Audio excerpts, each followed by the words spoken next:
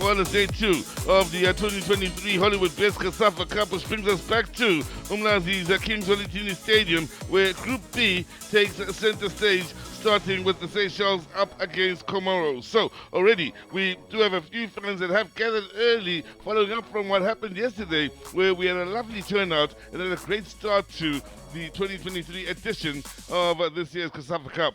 And as far as the action yesterday, I'm joined by William Shonga once again here today. William, it was Botswana to score the first goal of the tournament, and impressively done in how they set it up.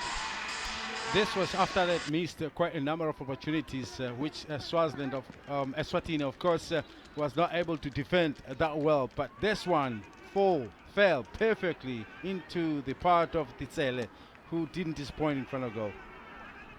Didn't disappoint at all. That was game 1, it ended 1-0, and then later on in the day, we were set up for a great deal of entertainment. Now, how is this for quality? From the goalkeeper, it's, well, beautiful football to set up a beautiful opening goal against South Africa here. Well, you'll be disappointed with Bafana in the way that they defended that one. First, the left full back dived in, and secondly, the player on the far side was left unmarked and his job. But yes, the speed of attack was key. It was a key element in that movement. Beautifully done. Then the cross still left a lot to be done in guiding it towards goal. Then, and it was a statement from Namibia late in the first half after South Africa had the upper hand for much of it. You should have expected it from a player who's playing for Chippa United, Kambidu. And of course, South Africa had an opportunity to respond here. A couple of changes coming in from the bench. In fact, they made 4 changes at the end of the first half. 2 of those 4 involved in the equalizing goal here, and the coach would have been smiling all the way to the bank. It was Mabasa first who made an attempt to get it past the goalkeeper, but recovered fully here to be able to cut back the ball into the part of Human, and a great strike on the volley. Little fortuitous maybe, but they kept the hustle going and kept the hope alive to South Africa in that particular play, and it ended with a 1-1 scoreline with Group A seeing what Botswana at the end of day 1 sitting on top of the group, so they would have been smiling. But let's talk about what's happening today, and we will in just a moment. But firstly, let's look at the log table and how things shape up in that particular group to see why Botswana are smiling in a tough group where there's still a lot of football to be played, William Shongwe, in separating the teams that will move on from those that won't.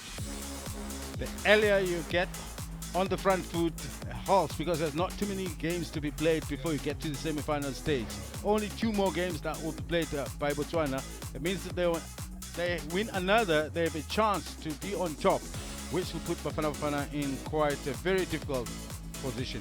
And maybe as well, we'll be looking to ensure they do throw a bit of a spanner in the works here. South Africa, of course, and as far as those in Southern Africa, amongst the best with Zambia, no surprise there. But, of course, there are others that will be looking to ensure they climb up, the likes of Angola and Mozambique. Well, I mean, it's all exciting as far as the teams that are in here. And obviously, coaches are bringing new players, testing new combinations. Always exciting to see who else is going to be revealed in this region. One of the teams playing today, of course, now opener Seychelles, right at the bottom of the rankings, whilst the other is Comoros, who are in the middle of those rankings, which is quite interesting to note, especially with Comoros having climbed up the rankings in the recent years. William Shonga was a little bit busy a little bit earlier on. He spoke to both coaches, and this is what they had to say.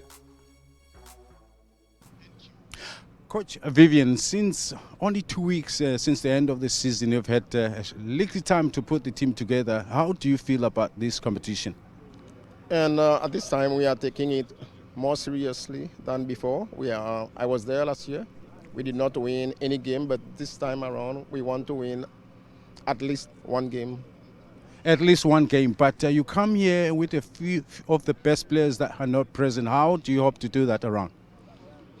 In fact, we managed to make the group better, even if we do have some injuries that we left behind. But still, in this group, we are confident that we'll win the first game against Como. Now, each time a coach goes into a tournament, and depending on the opposition, you always structure your approach in a certain way. How do you hope to approach this game, in particular against the other island team? As we are preparing also for the Indian Ocean Games, and Comor will be in, so our preparation at this time is to see how Comor played, and that will give us an advantage when we go for the Indian Ocean Game. But in particularly, our preparation has gone well, and we hope to attack Comor. We will not be there to defend. We'll be going for an attacking football. Very exciting, and I'm looking forward to see Seychelles for a change playing attacking football. And thank you very much for your time. Okay, thank you. Yeah. Coach Ayman of the Comoros, coming into this game, you're playing a team that have never beaten you, particularly in this competition. How's the feeling in the camp at the moment? How are you, everybody? So, you know, we respect Seychelles. Seychelles is a big team, it's a good team, and it's true they have never beat us in this competition, but you know, this is football, and today is today. This is not last year, so we are here to play this game, and we hope to win it. Okay, and I asked the opposition coach the same question. When you come in a tournament like this, you always come with a certain approach in mind, depending on the opposition. What is yours? Are you going to sit back? Are you going to go forward into the attack? This time we are in Durban with an offensive team, so we are here to score, and we are here to win. So our objective in this tournament is to go very far where we can. Okay. Coach, I'm happy that you're saying you're also going for the attack, because the opposition coach said the same thing as well. So we do expecting some exciting football coming up. You know, French people, they say that the best defender is to attack. So if we don't attack, they will come more in our goal. So we should bring them back through the goals. Thank you very much, Coach, and all the best. Welcome. Thank you also. The HOLLYWOODBETS COSAFA Cup of 2023 hits day 2 and comes straight back to Umlazi's Kings Valentini Stadium, and Group B takes center stage. Here we will have Seychelles starting off the day up against the Comoros in a game that promises to start up a day that will end in the most interesting of fashions, with the heavyweights going head-to-head later on. A good day this to you wherever you may be watching us from, especially in Southern Africa. I am Caesar Mapela, joined by William Shaw here in the commentary. William, it's a couple of nations here that with every tournament and every year look to move up, and within realistic expectations continue to improve. I want you to think about that as we go into the national anthems, but talk about the improvement on the other side of the national anthems over the years, gradually and realistically. But as they do stand now, these two nations will be waiting for the start of the national anthems before we get to the football. For the national anthem of Seychelles.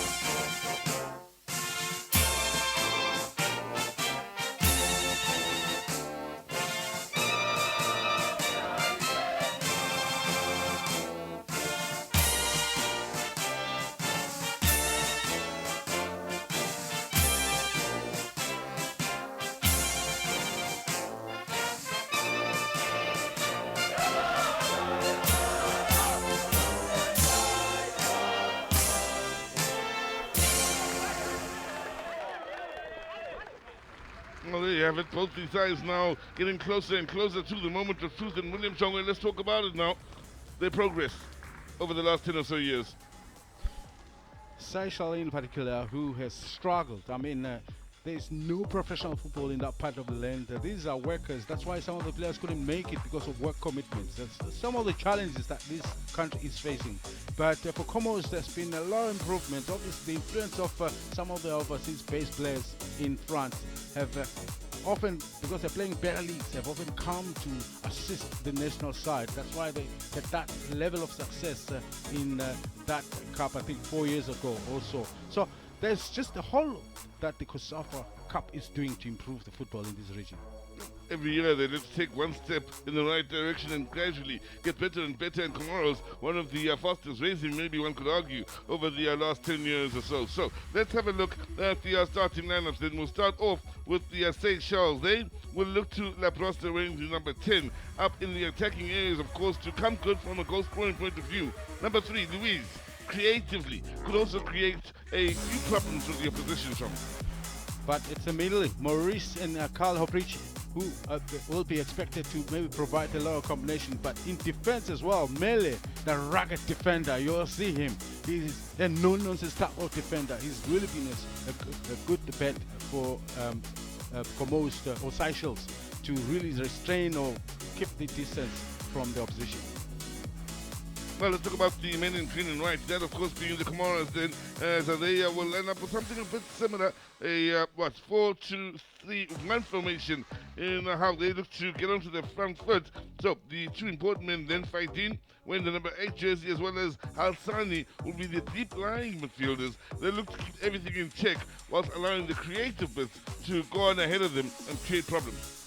If you want to have any chance of making progress going forward, you need a very active midfield. Haslan number 18 is key, including number 8 Fauzi, who obviously provide the defensive cover for their back four, but also have the ability to pinpoint certain passes to Jambai right in front in the attack. So, Battle of the Island Nations then, and as you would expect, the referee ready now for the toss of the coin. He from Madagascar. Rakoto Joana, Mr. Rakoto Joana, I should say, from Madagascar, the main referee here. He is assisted by Alpha Sitole of South Africa and Mr. Lumbonjani of Namibia. Now we've been both the Seychelles coach here, looking to do better than last time around, and it's all about that gradual improvement we speak of, William. Lots of courage, for me, is how I view this coach. I mean, under so much pressure, whereby very little is expected of him, and he's been here in this COSAFA competition for a number of years now, in and out of the team, and you have to be courageous to be always to lead a team where you know the chance of you surviving is not there. Now, as this game gets underway, then the young men from Seychelles will be in the red attacking the goal to the right of your picture, whilst those from the Comoros will be in the white attacking the left. Interesting in watching the Comoros over the last few years, including the ladies team as well, William Shangwe, out in Port Elizabeth last year. That French influence does seem to feature quite a bit, especially in the ladies team last time around, but happy to report that in as far as this particular team is concerned, all of their players, having gone through their starting lineup, including those on the bench, play their club football within the borders of Comoros. So that's a step in the right direction as well, meaning things are working out at home as well in their development. Just looking at their warm-up, their passing drill that they're performing, much improved, a lot of precision, lots of quality about it. This is what I would like to see develop even during open play. And obviously I had to compare from what I saw from the Seychelles side, and it wasn't the same at all. So I still expect it will have an impact in open play. There's a touch on the near side with Seychelles making some inroads. Lovely little 1-2 then. Needed the cover defense to come across. And in the end from Abdallah, it was absolutely crucial that he ensured that crossed him come in.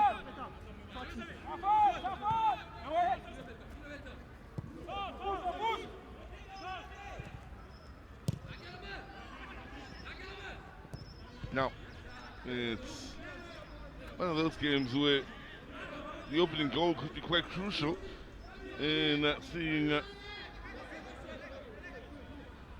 a response from those that concede and how quickly it comes, of course. Many with the expectation that the Comoros are possibly favourites coming into this match with the way things have fared, where they stand on the rankings, which we had a look at a little bit earlier before the start of this game. If I'm not mistaken, Seychelles are bottom in as far as the African teams are concerned. They are quite involved though in the efforts to try and develop Seychelles, also trying to take part in things such as beach football, to look at all aspects of the game in trying to mark the improvement, not just the 11 on the field, so to speak. But the only other way that they can improve is when they try to professionalize the game. As long as these players don't have that time to be able to train properly, develop properly to compete at this level, it'll take even longer. Corner, throwing taken towards that near post. It was something very similar in what we saw in the opening game yesterday that led to the opening goal of these championships, where Botswana had a throw in on that side. There was a near post flick on and the goal. This time, Seychelles are able to deal with the danger. That's the corner. Now the stuff is by the keeper here.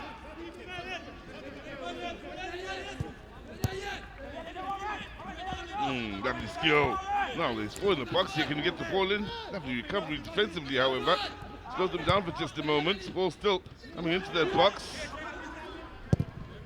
Well, there's a stubborn Seychelles defense for the time being, but Comoros keeping the pressure on.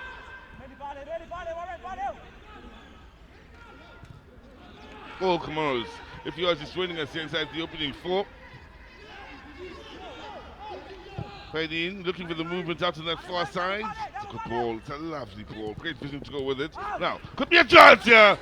Good save. Sharp play from Comoros. It's just how they held on to it for what seemed an eternity, using the width of the field, or the half maybe I should say, to what was a lovely little chance on the near post. A little bit of rotation and reception of the ball defensively, but the diagonal pass is what put them through. And on cue was the player on the far side, that is Maspaho, who collected and delivered a decent cross, which ended up with a shot that was the save from the goalkeeper. So, a bit of a sign as to what the Comoros have to offer here in this HOLLYWOODBETS COSAFA Cup tournament of 2023.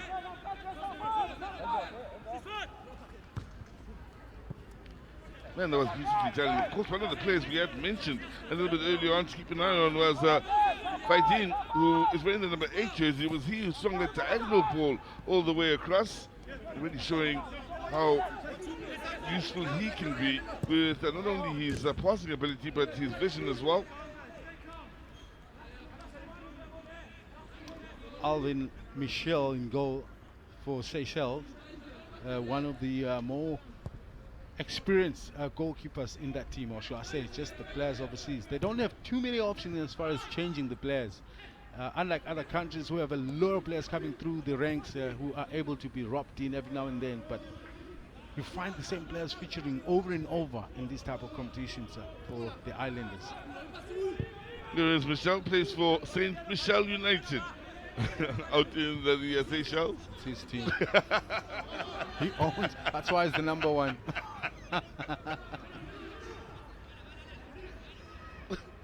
Nice challenge here on this near side.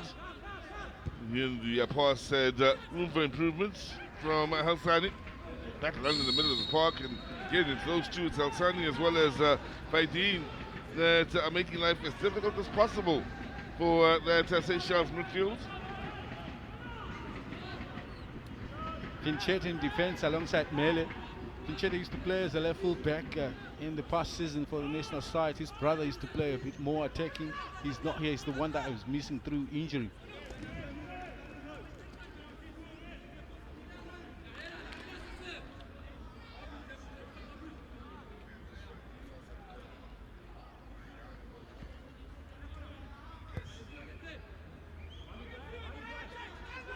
Now,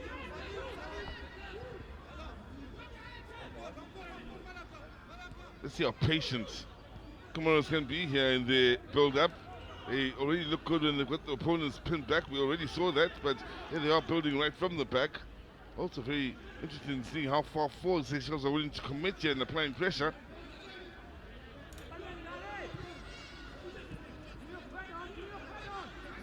So far they look a bunch of players that's very comfortable with the ball at their feet. Do the men from Comoros?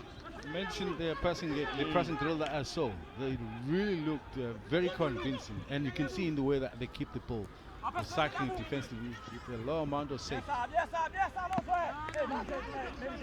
Got themselves a throw-in on the far side. Whilst doing the prep for this particular game, ran into a statistic I thought you might enjoy. We'll touch on that in a moment, William Shongwe. That's another moment, sorry Tizi, this is another moment for the long throw. Yeah. But should have this under control, and he does. Yeah, now looking up the Comoros and just the history of international football, happened to stumble across the biggest win as a nation, a 7-1 scoreline. Dare you guess who was the victim? Seychelles. Yeah. That was back in 2021, so it wasn't too long ago either. In fact, what the Comoros team brings here is that level of confidence, in the sense that they've never lost to Seychelles in this competition, or any other time for that matter. So there's just that feel of confidence about them. And looking at how they knock the ball in defense, for me, they always seem to have that extra touch and extra moment to be able to bring it under control and look for options going forward. First appearance in the COSAFA Cup was 2008 for the Comoros, and by what strides they've made since then, having reached the quarterfinals, 9 or 10 years later.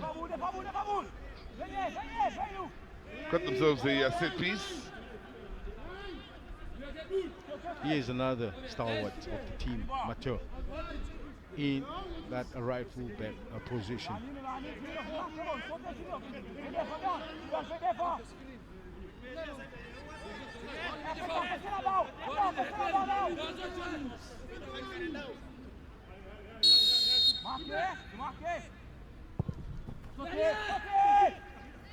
Pulled in towards the far post.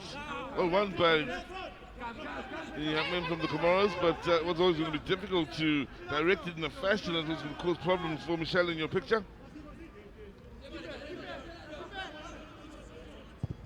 Now, George is joining us here with 10 minutes gone by.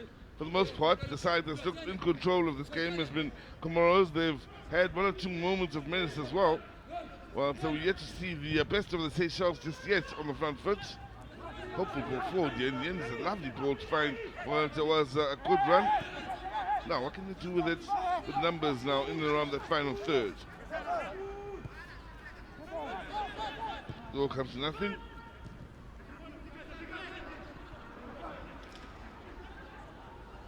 Now, just see Comoros on the counter. All happening a bit too quickly, and their counter-attack also doesn't quite work out in the fashion they would have hoped for.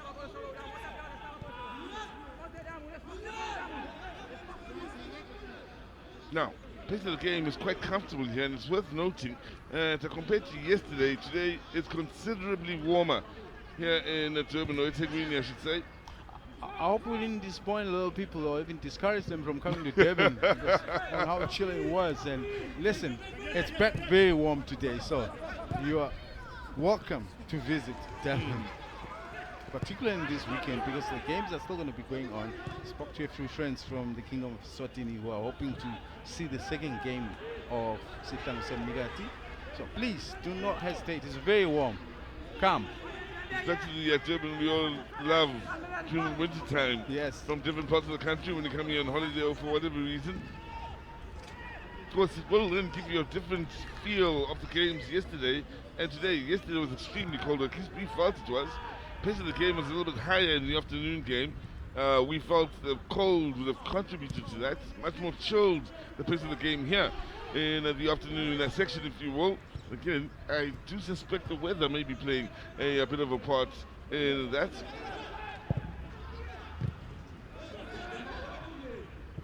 It's not only just warm, Well, it's not just the sun that is out, but also it's a little bit of humid, and which can be very draining to the body. Now, Comoros still very much in control of this game here. There's Eloy works it out wide to the far side. Zamir early with the ball in then.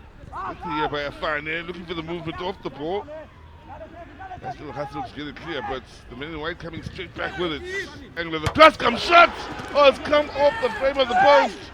And in the end, they are so lucky, the Seychelles, that they didn't concede a goal then. I thought it might just come off one of the men in red and go back into the back of the net. Or in fact, it could easily have come off the back of the goalkeeper. I mean, he was caught a little bit off his line, and he was pedaling, and it looked like he was never going to get. In fact, he didn't. It's only the crossbar that helped.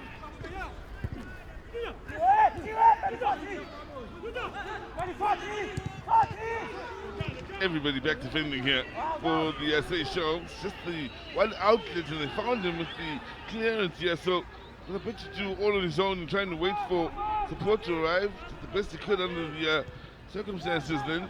The process had to feel for him. The hard-running number 10 plays for Forester City out in the Seychelles. Here he is again. The process was good movement around him.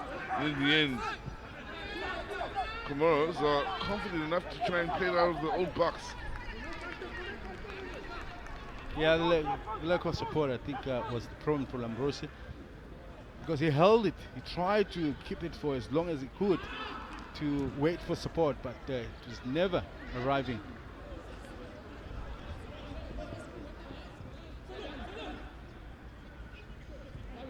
Comoros now with Bakri operating this left back position, going down the line, looking for Yusuf. Bakri again. Hassani. Faidin. Yusuf.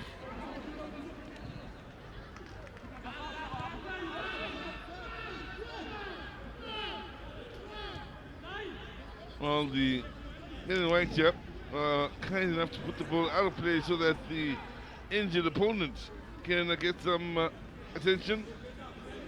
Hopridge, the man who's struggling, Carl Hopridge, as we look back at the last opportunity here, Sean. I will look at the goalkeeper. He obviously made the effort to try and get there, but for me, he was beaten hands down, and luckily the crossbar came to his rescue. But even after the rebound from the crossbar, it was all over the place. It could have been anybody's.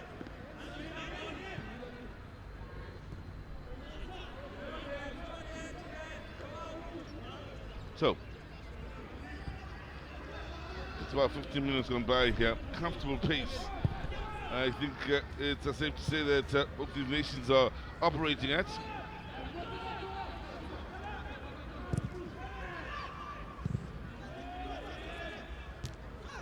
For Comoros, as William mentioned earlier, just the one appearance in Africa Cup of Nations back in 2021.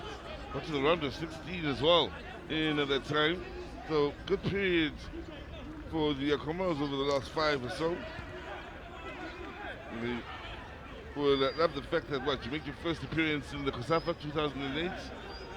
Not too long later, just over 10 years later, then you've advanced enough to make an AFCON and go to the group stages. There's progress there. Lots. I mean, there's countries that have been here forever, and that hasn't had that privilege to qualify for the Nations Cup final.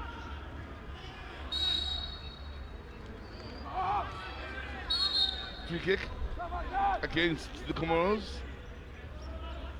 Misbahu is the against party out on the far side. So, from the dead ball situations here, one feels Seychelles could create situations where they may very well be able to trouble the Comoros. They've struggled in open play up to this point. If this set piece were rehearsed, it's the only other possible option of a team that is on the breakthrough to create a goal scoring chance. Ball in, nice contest in the air, won by the defender. Alawi, wearing the number 6 on his back, one of the two central defenders. He, along with Malaga, have had a comfortable start to the game thus far. It is Alawi with the ball to Malaga. That's well right now. Can they find the combinations to quickly break down this Comoros defense? The answer is an emphatic no. Backley.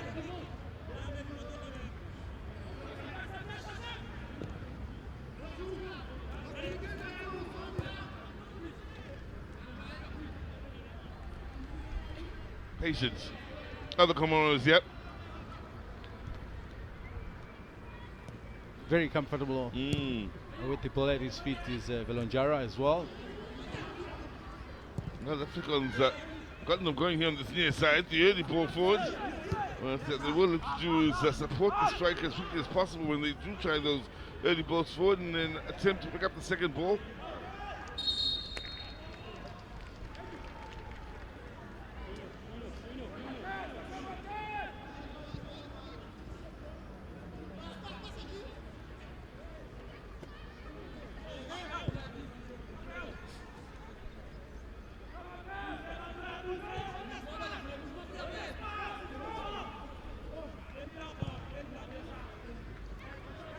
So, Seychelles, yep. Taking the time here, it's Norris with the hopeful ball forward, yep. And then start picking up the pieces, running into trouble. Uprich.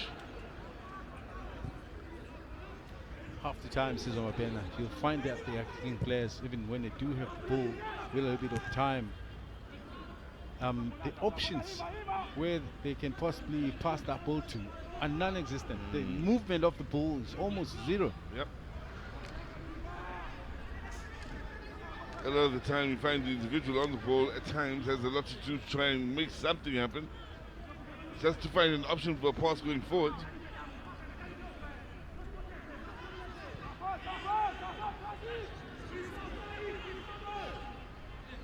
Also, maybe another factor that we don't often dwell on it too much is to look at the physical conditioning and just the strength side of things. I think from when the Comoros are holding to the ball, they're easily pushed off. Unlike Seychelles, they easily go down.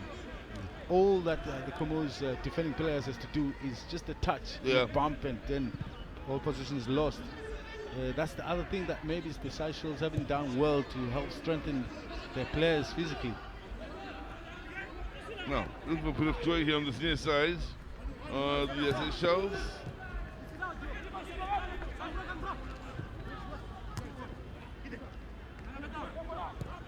Then want to apply pressure to win it back into the area still.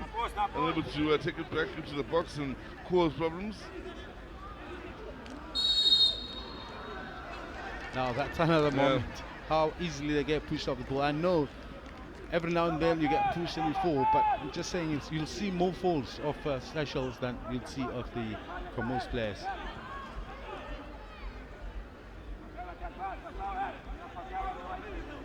A little frustrated then with the call. Mele, the captain, he doesn't take too kindly to being pushed off the ball. Two captains coming together on that occasion. Now another set piece here for the Seychelles. Quality is what's needed. That will concern me. I mean, if you look at the surrounding, it was clear of the opposition, and they could have held that ball easily, but he preferred to punch it away. And from the height that he punched from, it was way too low. It was an easy catching save. Now, that was a challenge from behind, and let's have a better look. Again, it's the two captains coming together. Once again, Ben is saying, hey, remember, here's a small favor. That I'll return back to you.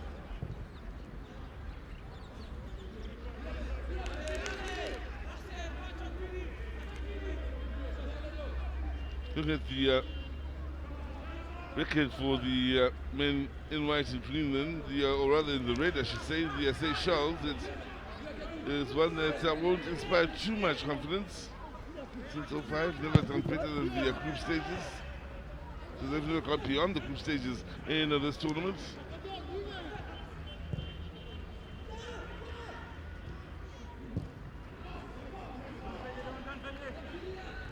Now, up to the far side. It's that's a drop of the shoulder to initially lose the man who had a nice recovery, good shot placed there, trying next step to win it back.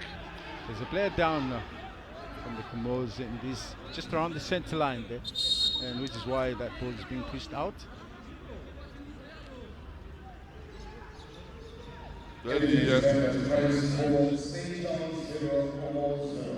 Arslan in the center. Yep, struggling just a bit, yeah.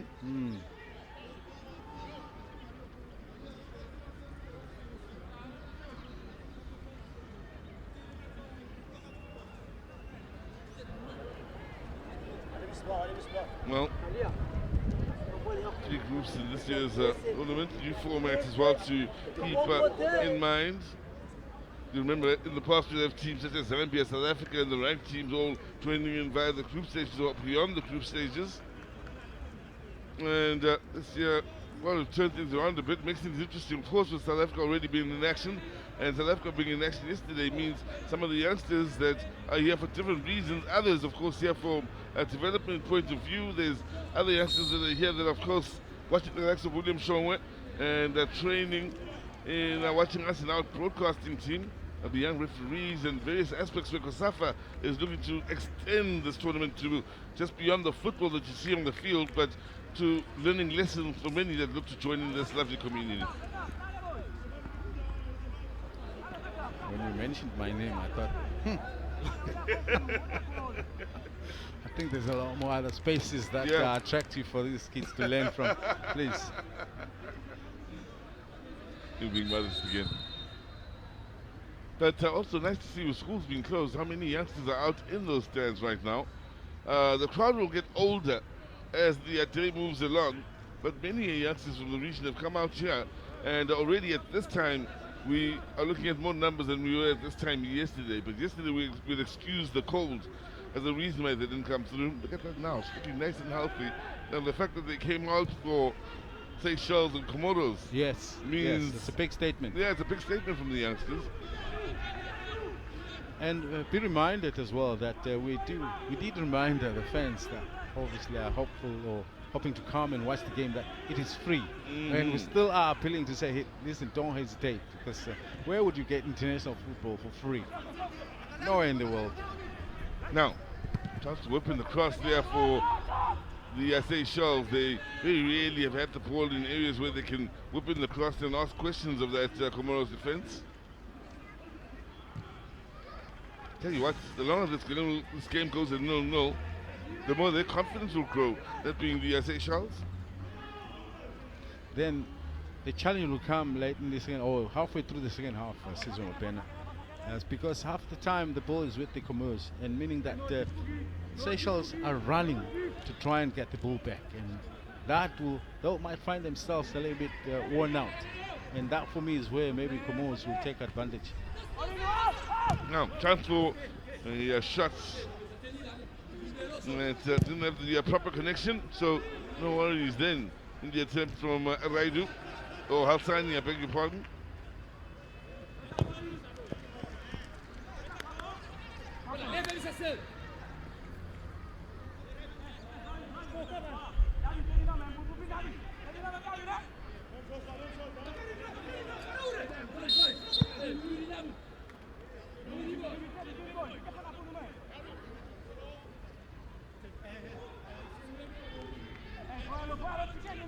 No.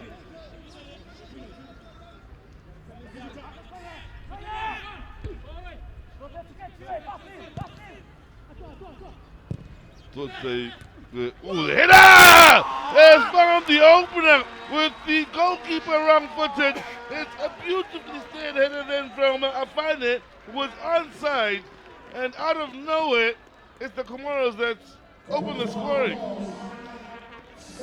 And I think Alvin there, Michel, that is misjudged the flatter ball. He thought he was going over the striker. He thought he could get there and pick it up first, but then little did he know that the striker finally had that a little bit of height to get a touch on the ball, which lifted it over the oncoming goalkeeper. Now, I'm sure this will give you a better picture what happens here. It looked like it was defended, but then from a clearance. Oh, it's a beautiful header. He knew exactly what he was doing. True. He directed that into the bottom corner. He knew exactly where he was and exactly what he was doing. As you can see, the goalkeeper is coming forward Yep. and not realizing that Afani will get to the ball first. And yes, he didn't just flick it over. He actually redirected the leg to the side of the goalkeeper. Well, there you have it. It's the opening we were speaking of.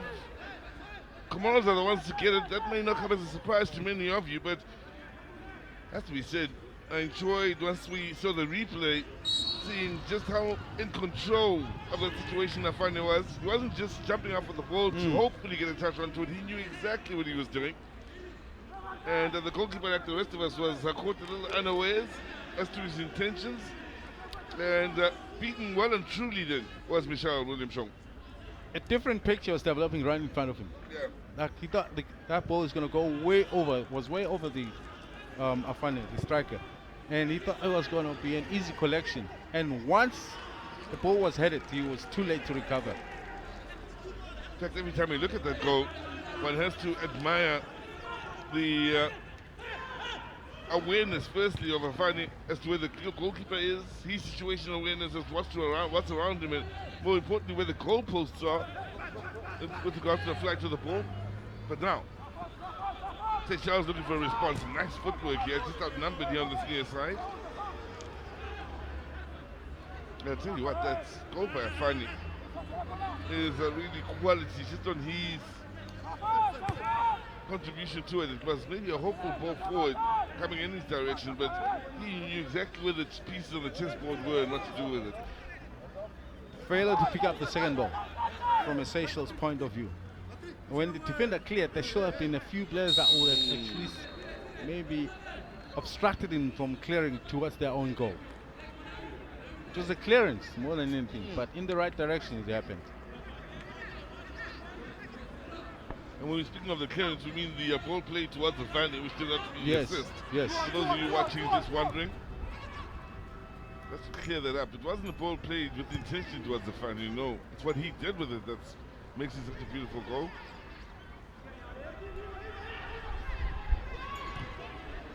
So, approaching the half-hour mark here. It's Comoros that lead by a goal to nil. It's Seychelles that are yet to have a clear-cut chance at goal here. In fact, Comoros themselves haven't created too much. They've just been in control of play, one could argue.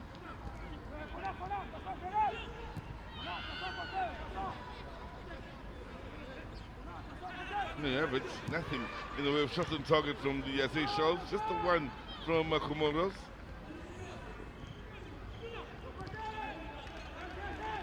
Well, they are leading in as far as ball possession stats quite comfortably on the Comoros, yeah? As they keep moving with the likes of Malaga involved.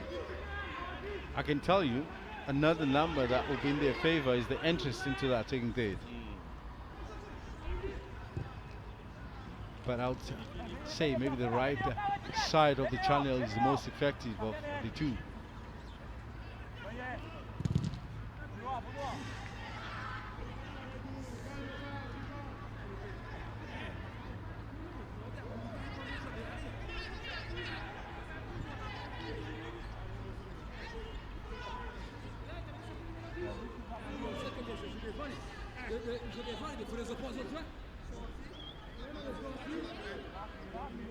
Well, they're taking the time about this throw in here. Comoros. Same setup. Yep. Launch it into that 6-yard box, but this one falls short. What, third, fourth time it is off? You can see it's a strategy. Yeah. Now, early ball, yeah. And a couple of targets on the edge of the box did that I do, but didn't direct it well enough to find one of those two.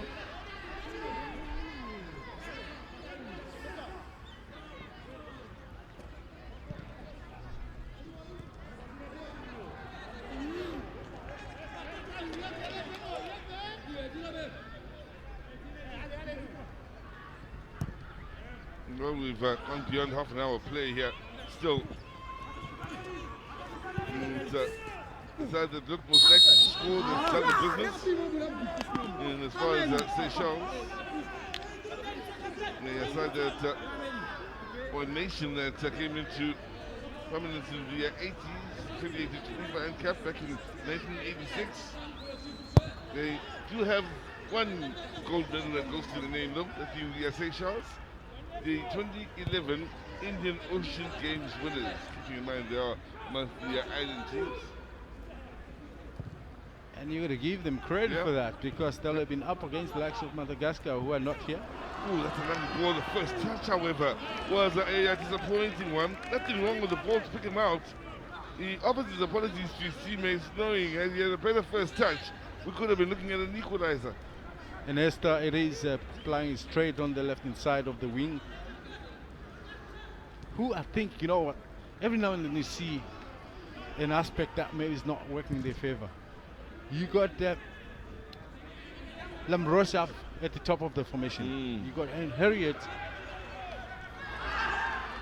Well, he's done a beautiful job up to that far side. Sorry to interrupt you there, Willie, but in the end, it's come to North End with Seychelles from the defending. Getting lovely work to get the cross in.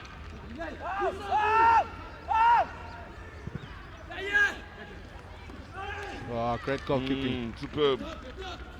This one is so coming from a long way, came out, assisted the defense, and blocked the ball from way high up in the air.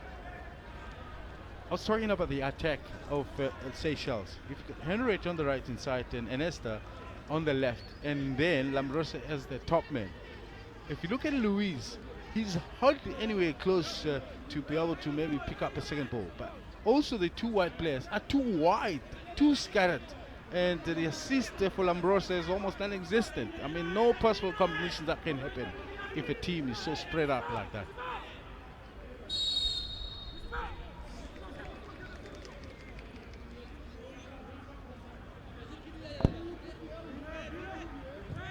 Putting towards the last 10 minutes of a first half, where those that do support Comoros will be hoping for yet another goal here to just make life a little bit more comfortable in the second half.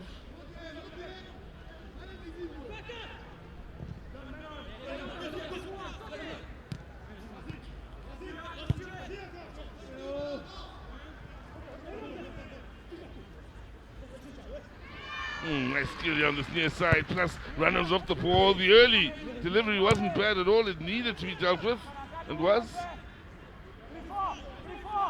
I like how they land you into a position of almost thinking things are in control. To the young men from Comoros, and played at a pace that seems comfortable and easy to track them. Out of nowhere, they switch on the magic and speed things up just a bit. And next thing you know, quality balls and runs are coming out of nowhere.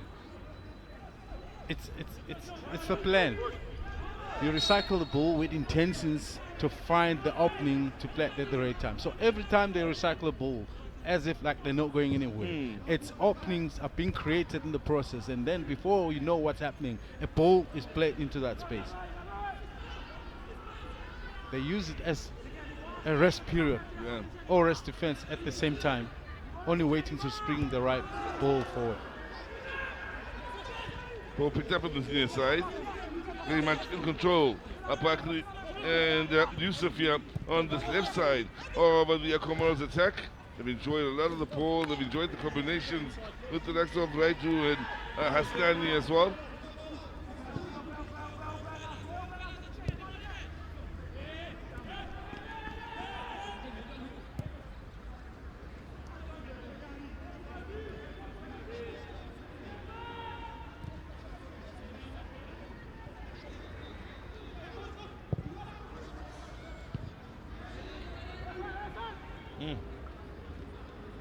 Very little joy for Seychelles trying to go forward. sort of one-way traffic really. One side in control here. Seychelles, who of course were given membership to COSAFA in 1999, I need to say, have been excluded from various competitions in the past due to their failure to send a COSAFA women's team to youth tournaments.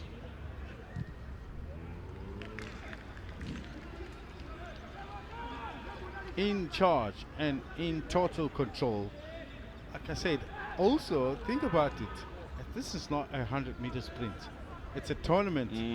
So you don't want to waste the energy. You just have to pace yourself and wait for the right moments to hit the one that will matter. But you know, going into the next game, you might find yourself even more pressure.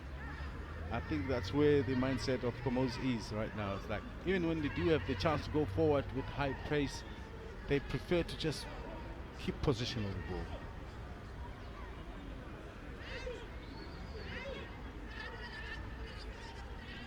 Has eventually gotten back up onto his feet. Alawi. Tell you what, those back four will be looking forward to that set it off time.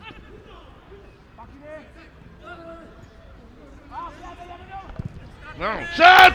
Oh, the stunner! Quick, bang! Absolute stunner from range. And it's Yusuf that extends the lead for the Comoros. Man, that is a beautiful strike from some range, and on the volley for that matter, he got it beautifully. Once again, Alvin Michel is caught off his line, but I can't blame you know, you don't expect a striker of that nature to come from that distance. That's why he was caught off his line. Oh, Yusuf, my man. Well, you can say that again. Oh. Whoa. Wow. Wow. Hands down. Hands down. Beautifully Listen. set up as well with a little lobbing pass Oh. that had to come off the chest, hence the volley. They had to get creative with how they set up the shot they were. And my, oh my, were we rewarded with a beautiful goal as those watching on. Slight change from yesterday. Yeah. That's the second goal. Yes. First side. yeah. To score 2 in the match. It's Comoros. It's been against coming. Seychelles. It's been coming. Well paced, like I said, in control and in charge, under no sort of any pressure, waiting for the right moment to play forward when need be. 5 shots at goal for Comoros, none for Seychelles. Again, if you're watching, they will lull you, even as the viewer, into the sense of, well, there's not much happening here.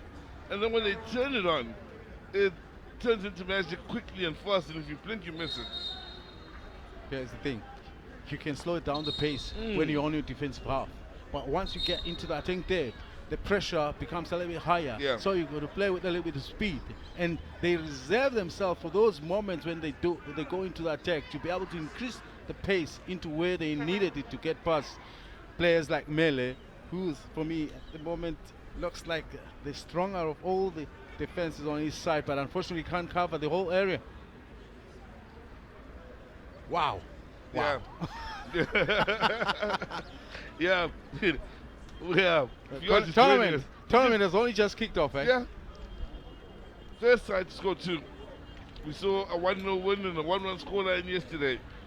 We have seen, quite possibly, one of the contenders of a call of the tournament. I say contenders because, trust me, there will be many more beautiful goals to come here. And again, in speaking of the Comoros, yes, this team, this group, we need to keep in mind plays all their football within the borders of Comoros, so no one is coming from France or anything of that sort. And this is a standard now of the domestic league in the Comoros. They are making strides in all the right direction. Here they come again. Ball in. Oh, had to get creative with the shots. Bit of a flying kick there. But guess who? It's our man Yusuf, who scored that smashing goal just a few minutes ago. You saw where he scored the goal. He's a wide player on the left-hand side. Yeah. But he scores the ball from a central position. Even this one that he almost intercepted now. He's a little bit narrow. He's a player that understands technically if the action is on the other side, he sneaks in unnoticed into a more central part to get involved with the finishing. As you can see him on the flick-to side, but he cuts a little bit narrow.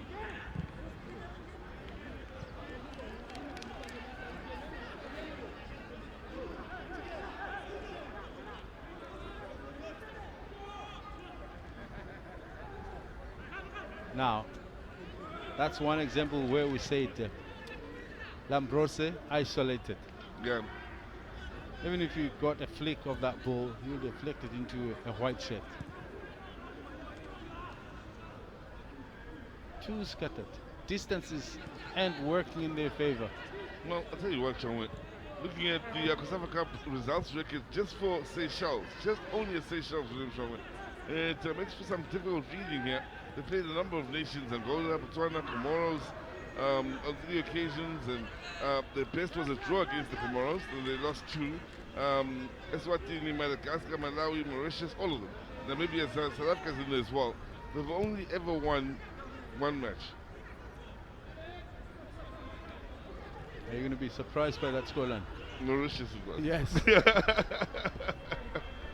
So it tells you a story about Seychelles and their struggles in this tournament. Oh, that's nice skill. Just unable to keep it alive, but nice bit of skill to beat the defender initially. That's why talking to Coach Vivian before the game, I wanted to find out that is he up for a different approach from what we've seen in the past, because he's always been that coach who was always on the back foot, but he preferred to play a little bit open. But unfortunately, maybe that's wishful thinking, because the manpower and the resources in that field play isn't quite adapted to playing that football. Here, for him, is to try and slow down the action as long as he can, in the hope that maybe with a lucky break, he can get ahead. Right now, he's trailing 2 goals. What are the chances?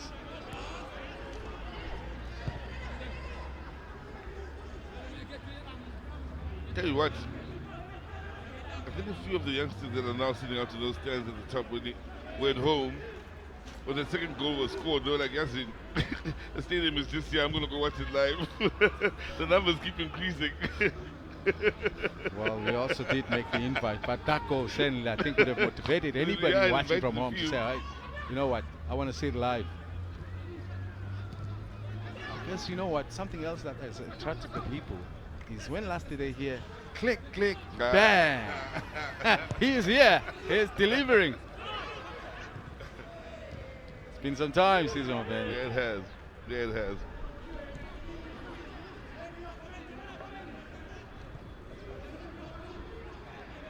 Now, middle of the park here, it's Comoros again that's very much in the driving seat. It's right in with the number 8 on his back. Joy to watch. He, as well as Haslani, look to just keep things together. They've got the passing ability and the vision and maturity to play in those positions. While those ahead of them, of course, have got the magic to turn it on. The likes of Yusuf, as we've seen with the man who scored the first goal, Afani as well. 2 very different types of goals, but 2 very good goals as well for the goal scorers. 2 minutes added on to the end of a first half where the Comoros were so comfortable and so patient. They are driving and running into the change room here. They really have shown a nice maturity and belief in themselves. At no point did it look as though they were forcing the match to try and get ahead of Seychelles. They almost knew it was coming. Just keep going and it'll come. They remind me of the coach in South Africa, may his soul rest in peace, Ted Dimitri. In his approach to the game, he never wanted the team to force their way forward. He said, play the game. The game will reward you eventually.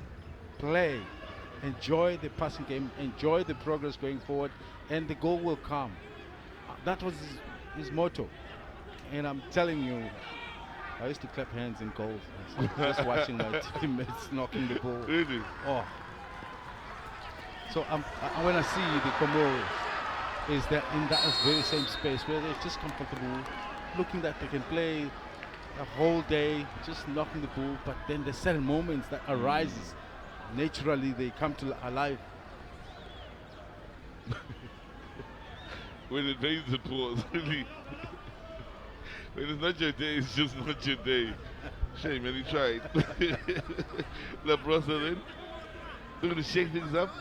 In the end, he just lost his footing. Wow.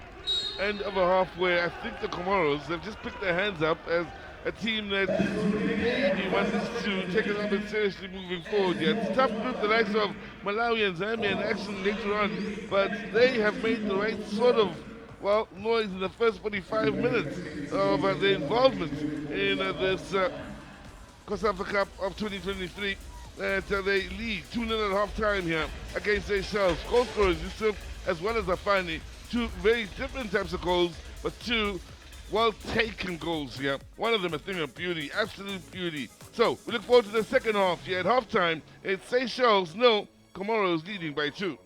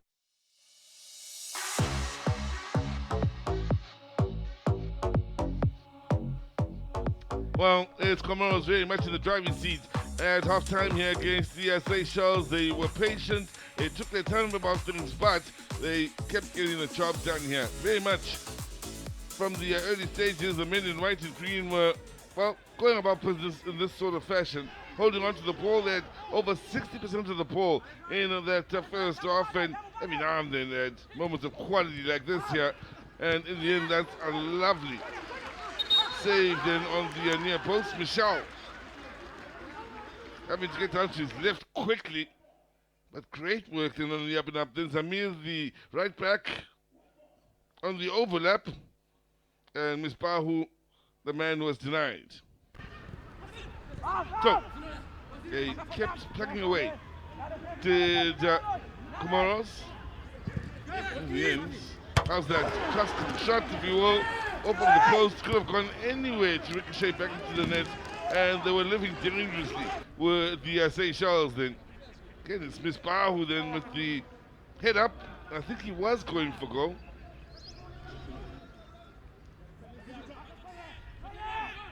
Now, flick on here, and watch this. Hopeful ball forwards, intentional header with plenty of intent then from Afani, and misdirects that to get the better of Michel. And you'll appreciate it more on the replay here once you realize just how in control of this situation Afani was. He knew exactly where he was directing the ball, knew exactly where the keeper was, and what was a hopeful ball forward turns into an assist thanks to some great awareness from Afani. Best moment of the half coming up. Creatively done in setting up the shots. There's your banger right into the top corner. And Father Yusuf, a man who has the Comoros not only in control, leading by 2-0, but dancing with joy at the halftime break. Smashes this into the top drawer, and well, they are very much deserving of the 2-goal lead they have to the Comoros. No attempts at goal at all from the Seychelles. That's how much the Comoros have controlled this game here. And while they look to push on from this with the Comoros, while the Seychelles will look to, well, at the very least, start hitting a shot or a few more on target. Time now to go for a break. When we come back, second half on the other side of this.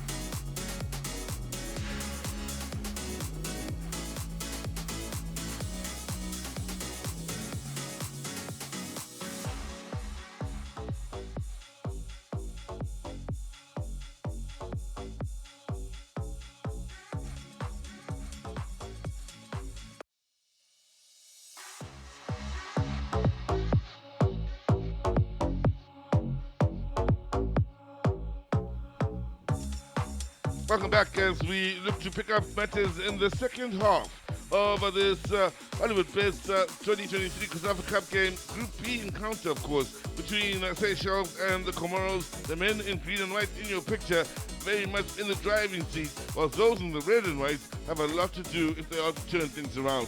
I am Caesar Mabena, joined by William Shongwe in a commentary, and looking at the Seychelles here.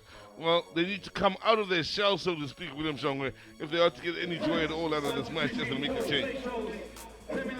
Well, coming out with the hope of getting 2 goals means they will have to open themselves a big time. And I think from all that we've seen in that first half, it was just the Comoros that were trying to draw them, but they were resistant. Of course, they stayed, but they still were punished. Imagine now if they try to come out, the gates will open up. No. They have brought Vidok Vidot Derek on to the field here. Plays for Real Maldiv out in the Seychelles. Already coming onto the field with plenty of instructions for those that are already out there. It's the Comoros to attack the goal to the right of your picture. In the second half, they are in the white, of course, whilst Seychelles in the red and white will attack the goal to the left. But looking at the structure, I think Vivian, the Seychelles coach, made the decision now. I'm just looking at what I can see here. Is they are creating a low block. Right now it's high up there, but you can see that it's a block. Yeah. Where it will be shifting. I'll come back to it in a moment as Seychelles win it back and get some numbers going forward. Already with a couple inside the box, hoping to at the very least get a corner, frustrated with himself at the lack of quality ball in there. That was a goal kick, and that's where they've let themselves down at times here. The Seychelles, chance we can cross and send in deliveries of menace, but lack quality. Which, yes, if you're able to get behind the defense, you can't make use of it. At least you know you got at least a man in the center of the attack in Lambrose, who's tall and big, and he's more likely to get into the end of the cross. But if you can't now bend it in to where you can make use of it, it's even worse.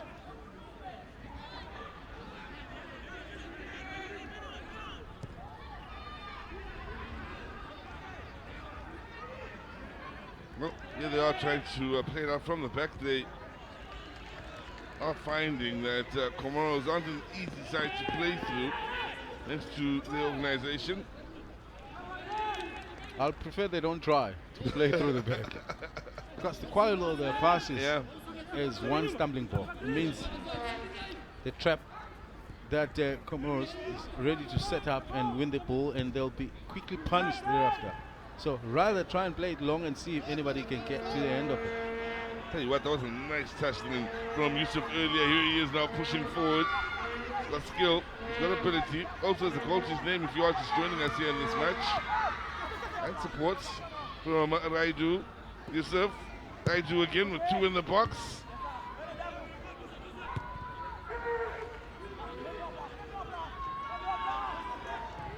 Very much in control.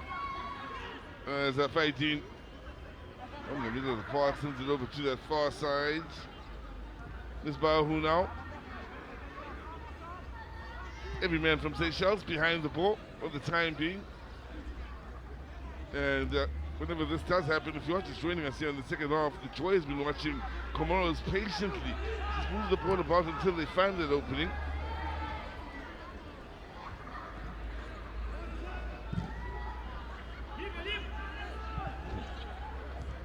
Case in point, looked as though they were under pressure, but they have been able to play themselves into this particular position here of the Comoros. That's what's been impressive with them. They really do starve Seychelles of the ball.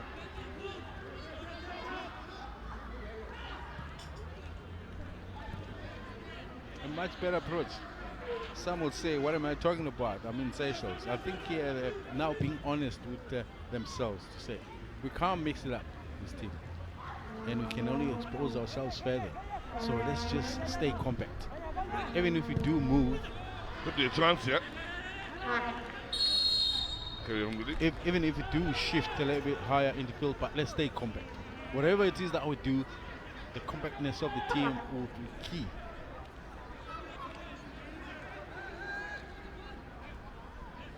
don't know if I'm wrong, but every time I see Yusuf, the number 7, the goal scorer, I have flashes of an African great. We spoke about him earlier off the mic, you and I, when we were having our own football conversations about stars of the past. Funny enough, he comes from a nation where the national team wears green and white, not necessarily white and green.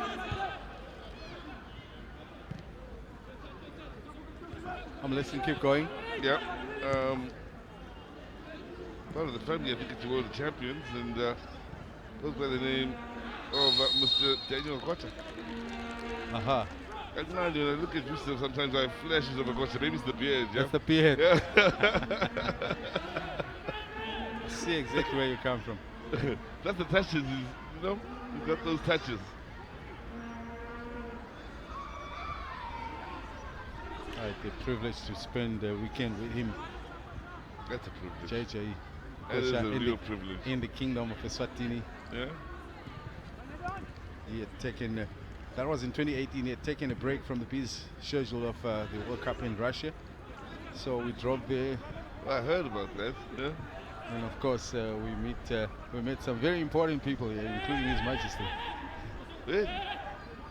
We were made to sit down on the floor, on the carpet, and JJ had to sit next to His Majesty in a chair. We crawled into the palace, he walked. That's the part that but being Swazi, I understand it. Yeah, yeah. And we're offered juices. He had a different juice from the rest of us. So you had auras and he had like authentic shoes, like It's a special juice that has certain benefits. There I was thinking that, you know, yeah.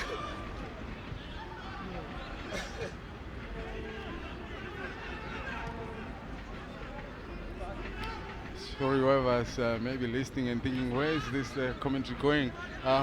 There's not much happening in the field of play, so at least for now. Well, still a lot of footballs to be played, a lot of tales to be told as this competition does move on. As that we do move to various areas and various venues. There'll be different venues as well used throughout the COSAFA Cup tournament. We'll touch on the stories that may come with the memories in our times traveling around the area.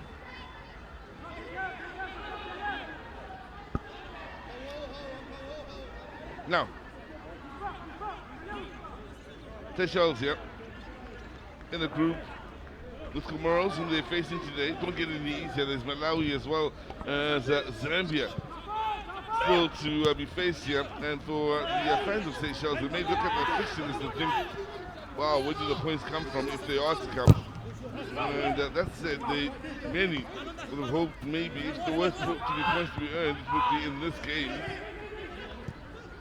You can be sure the Zambians and Malawis are watching and breaking down this game. There'll be an action later on today. Keep in mind, 6 o'clock kickoff.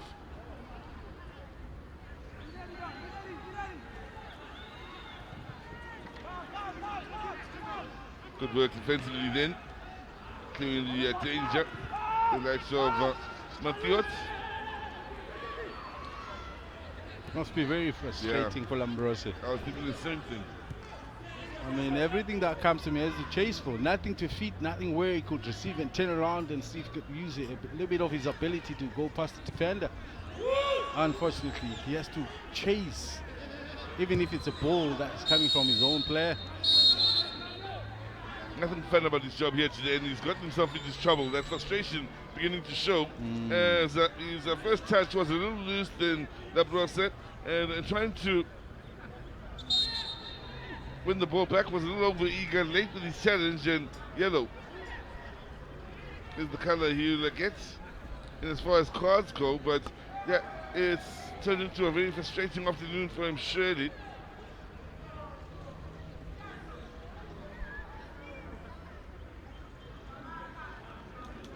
Look at this heavy touch, so late.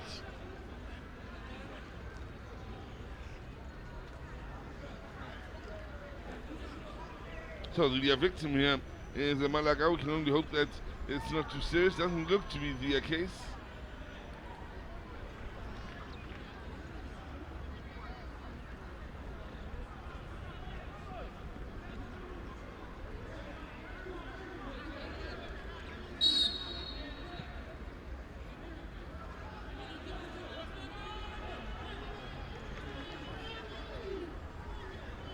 Okay, if you're just joining us, both goals scored in the first half.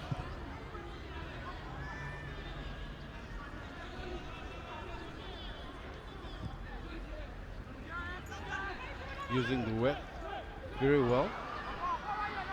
3 in the box, yeah. That makes it 2, but it's too close to the keeper. Happily able to pluck that out of the air.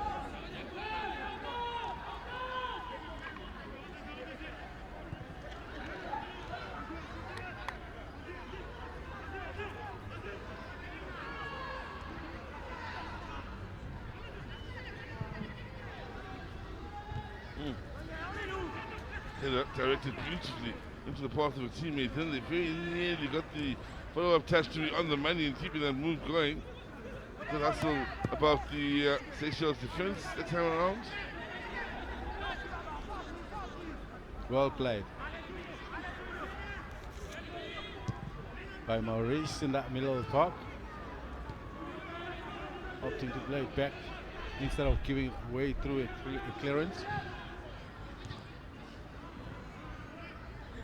Now, many rights again passing the balls and looking for a bit of joy on that far side. Some nice touches in tight spaces. So it all breaks down and again it's given back all too cheaply.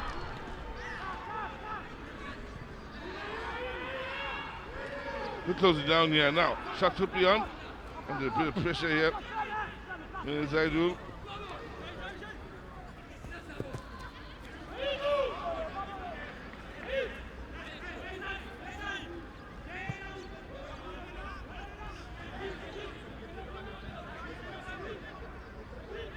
10 minutes into the second half where for the Comoros they don't have to shift gears here and move it up. It's all up to the Seychelles just how intense things will get from this point on.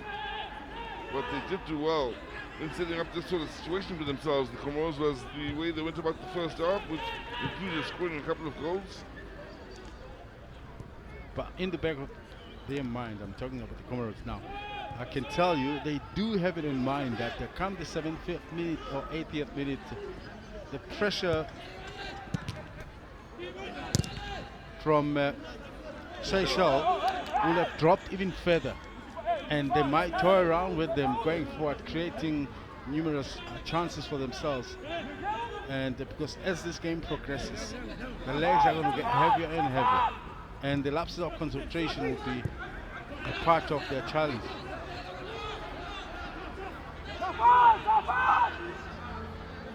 Good work defensively here by Comoros. Super work to not allow the Seychelles to get their hopes up about anything in what looked a positive situation initially. Also, another important factor here, when you take into consideration, Willie, is goals. It will matter for Comoros. They may have been reminded of this during the halftime break, but let's remind you at home quickly, Zambia still to play against Seychelles. Malawi still to play against Seychelles. There's no saying what the scoreline will be in those games, and the expectation will be for both of them to pick up points then. Yes. So goal difference and such may very well matter at the end of it all. They need more. They can't just assume 2 is enough. Good point.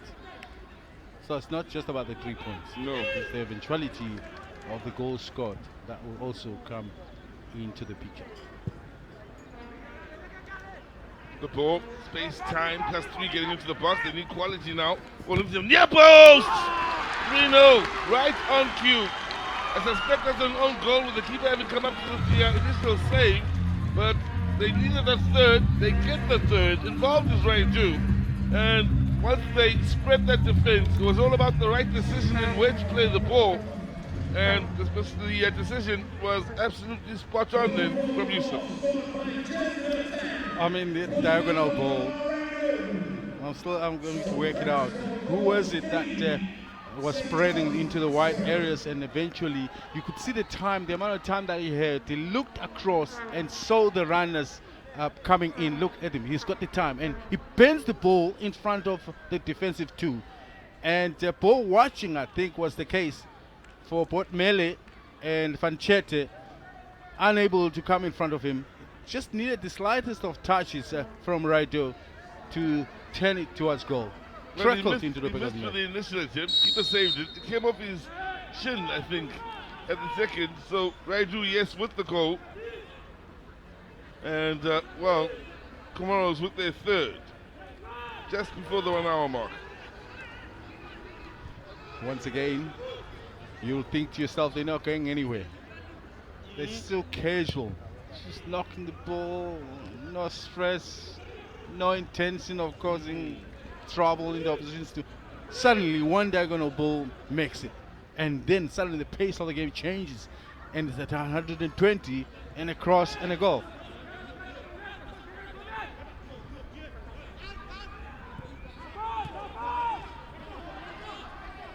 Nice.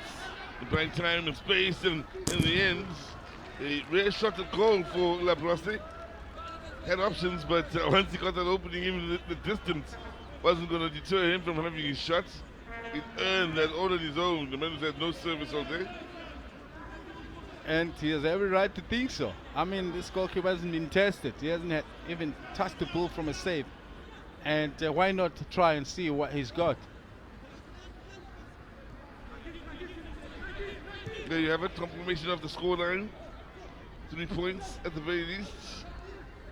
3 goals to go with the 3 points as things stand for Comoros. They could score more. They'll be well advised to do so.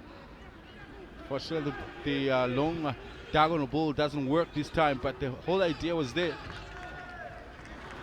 No, that's a good ball. They need numbers getting in the box here. A couple of them, and that's the difference between these two sides. Moments like that, the decisions and movement is better from the Comoros. Luis was better. He was intercepting a cross, and the defender did well to at least make that block, because I think everybody else was behind Luis. So Luis should have been in a good position to finish.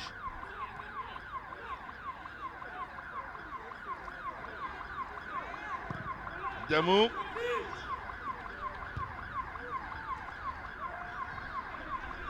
Maybe cutting the middleman is the way to go for Seychelles at the moment. By not trying to build up. Let's see if they can get the runners going in the front. Yep. Well, they will get to a point where they need to, at some point, throw caution to the wind here. And if the outskirts decide, well, that's how it was meant to happen, but I can't imagine them.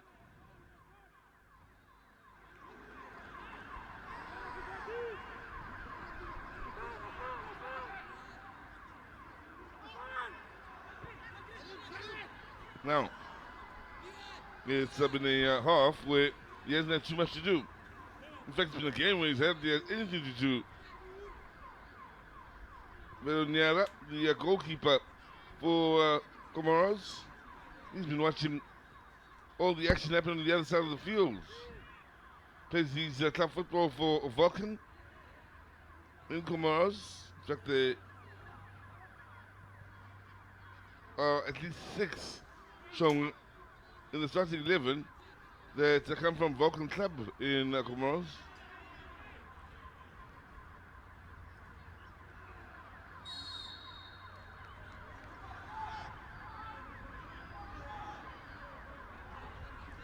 Puffing and puffing. Mm-hmm. It hasn't been easy for Ernesta. He's been forced to do a bit more defending than actually trying to challenge the space in front of him. And understandably so. If you have a team that can hold the ball that well, you've got to try and help the midfield so that they don't cut you down into pieces. So you're trying to play a bit compact just to maybe force them to play a little bit wider.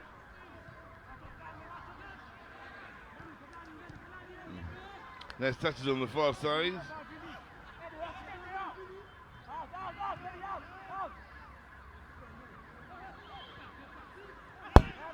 Now, here's a chance to get one in over the top then.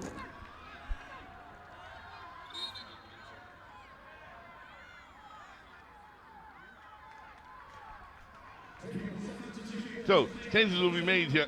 And it's Seychelles that will continue to make the changes. Perry Ernesta will be making his way off. A straighting day for him. They are making 3 changes in total. Amongst those coming on is Thierry Camille and Tien Morte, I beg your pardon.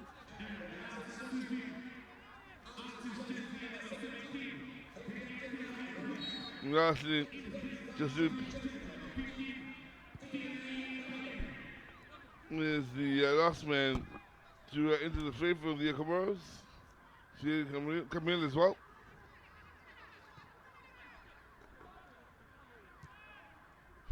In line with the structure of the competition, where there's still some games to be played, and I guess from the coach's point of view, because the results is almost conclusive right now. So it'll be wise just to rest some of the players so that they don't leave everything in this game today.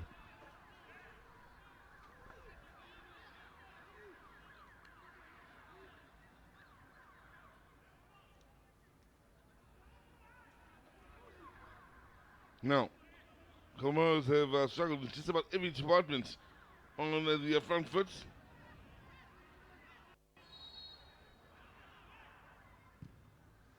Early ball, then good numbers pushed forward here for Comoros. Well, they may still force some opening, but some good red defensively at the expense of a corner.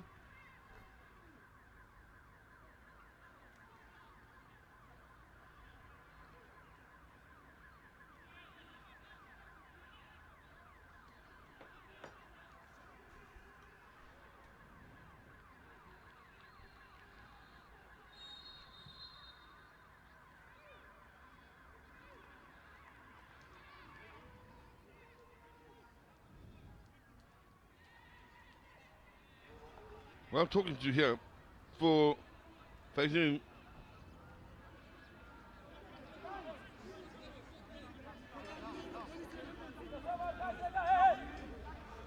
Now, we can get the action underway again.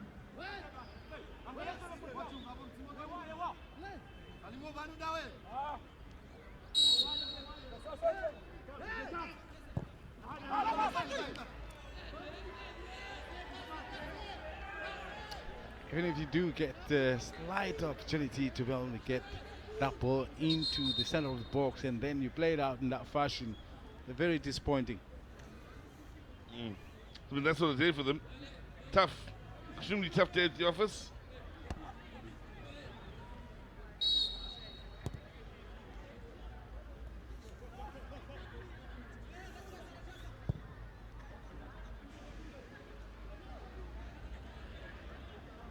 Again.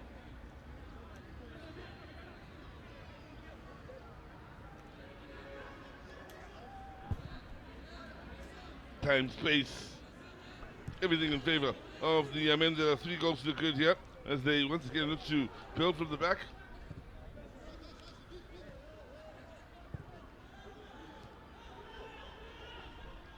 That ball again. Movement on that far side, always spotted. Well covered though by Mateo.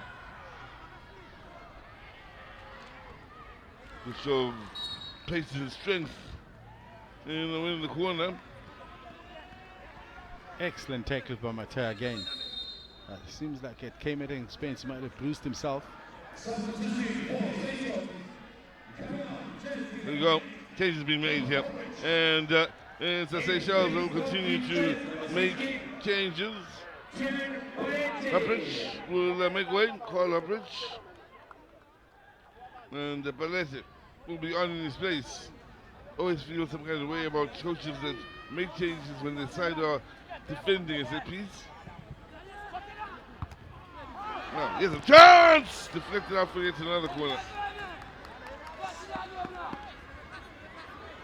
To the new man who's just entered the field, coming to this situation where they're already under pressure.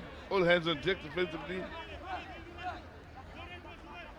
Yeah, other coaches will prefer to wait for the set piece taken and then thereafter. Now, that was an important deflection then. Nothing came of the corner, so it's Mauritius that looks to make something happen on the front foot.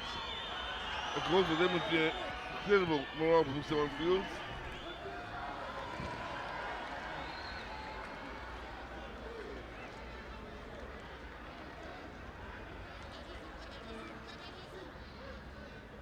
Used as an impact player for the most part is Dean Motet.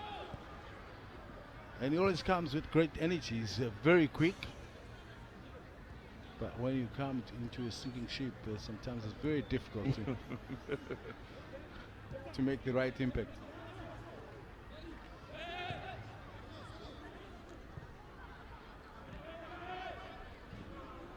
So, Catalonia with the ball being picked up by Raiju, one of the three goal scorers for the Comoros.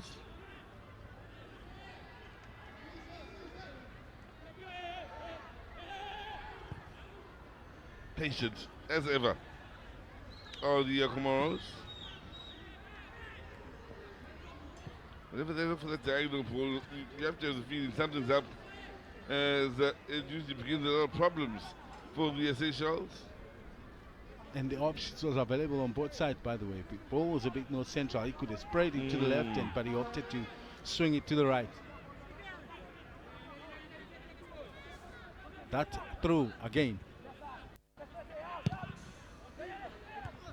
Nicely done and dealing with the danger on the far post.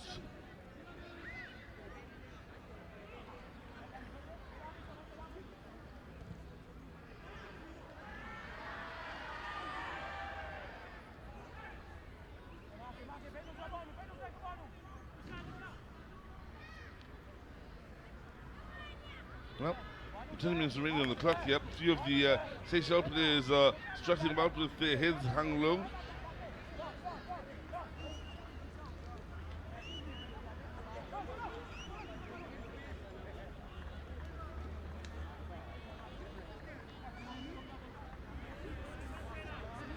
Already has an assist and a goal to his name. There's Reibu. Anthony, yep. That wasn't the strongest, but the keeper had it covered.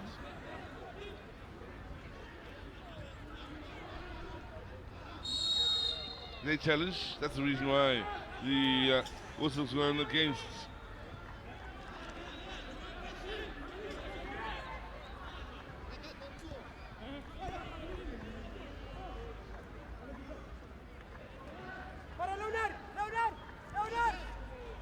Now, chance to maybe make things happen on this near side. I do again with some nice touches.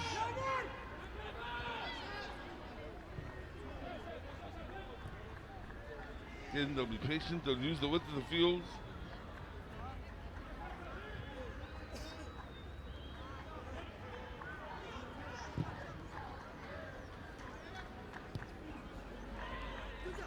Now, this man who's had a good game here. Not doing Yusuf.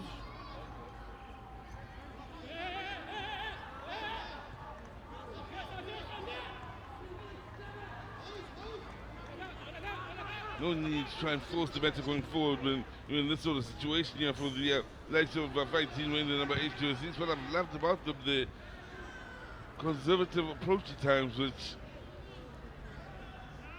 is actually a smart thing to do sometimes in the game of football. Triangles, I think this is what we haven't quite noticed. An easy save for Michel, but it's the triangles that always allows the Comoros team to find one another with such ease. The players are prepared to move into position by maybe moving a little bit away from the shadow of the player that is trying to come in between. I think that's what's missing. Movement of the ball is not the same from the Seychelles as that of the Comoros. And the options with which the player on the ball always has, he's got 2-3 players available for a pass. Now, Saidi.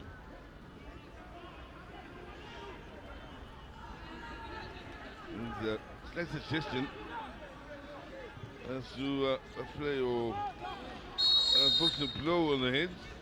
He wasn't allowed to continue, so referees with a couple of decisions to make here. Go back to the man who was initially injured.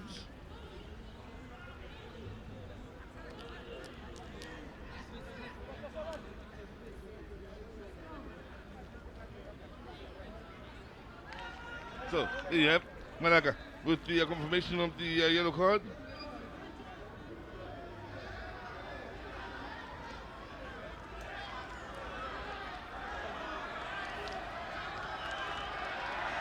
Now, man still down on the far side. I spoke about him earlier on. Man who had gone down on the other half of the field, beyond the halfway line, and the whistle has stopped only after the second coming together players where he showed the yellow card for that and so on, but still the man that was initially down has stayed down.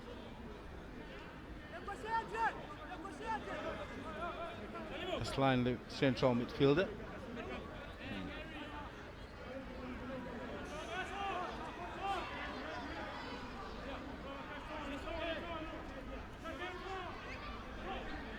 Could be an opportunity to him to be substituted as well. You don't want your best man to end up with an injury with 2 more games to go to qualify for the semi-final stage.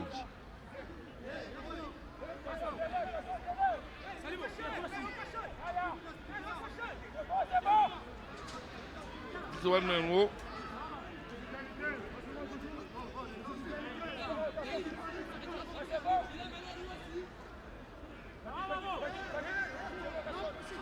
So, quality.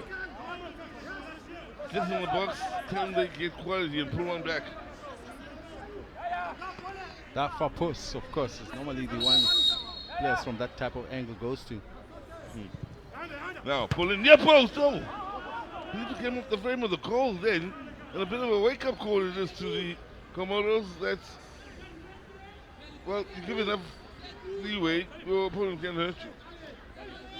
I was talking about the far post, and I think that those defenders, that's all they had in their minds. And yet, that near post became very open for that attempt to be made.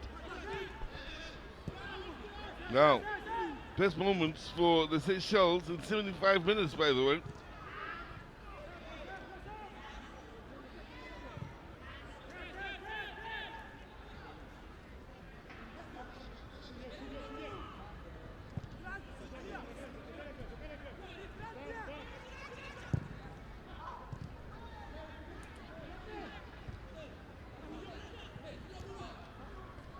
This is where the struggles have been true. The opponents, whether in open play or dead, both situations has proven quite difficult for Comoros.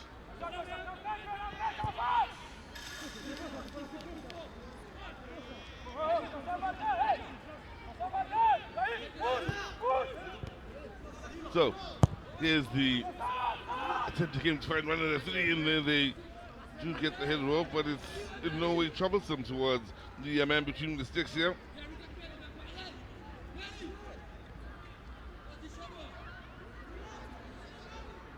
Interesting, of course, Zimbabwe, not a part of the festivities, and we all know why with the recent situation with FIFA. Looking up the numbers historically, in as far as the COSAFA Cup, you'd be hard-pressed to find a country with better numbers than Zimbabwe.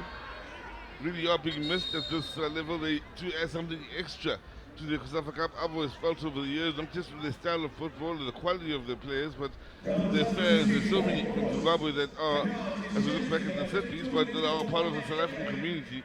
There's a nice coming together of those in the south whenever we have the COSAFA Cup. That Zimbabwe is a footballing nation, never mind the support they bring. We do miss. Yeah, I will miss the sound of the fans. Yeah. That would have been present. And you know the real make a lot of noise. And rightfully so, the team is a high performer. So there you have it. Ibrahim will make way. Even Yamin will come on in his place. And there's Ahmed Yusuf. He's also making way after having had a good game.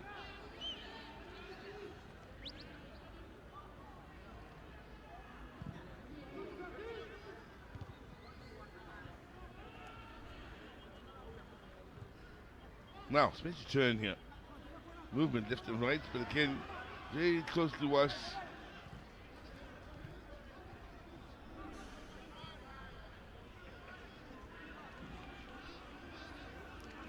What we're going to be sure of though, Caesar, is that the next game for Comoros is not going to be as easy as this one. There'll be high pressure. They'll be tested. Yep.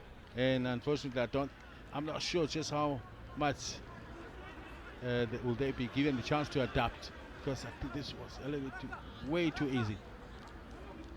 Because you got to be tested to like escalate your performance to the next level. And if there's no challenge, you don't grow, you remain the same. And this is where they are. Too easy this game. So it might be tested like have a difficult time to be able to contain the other two that are coming up.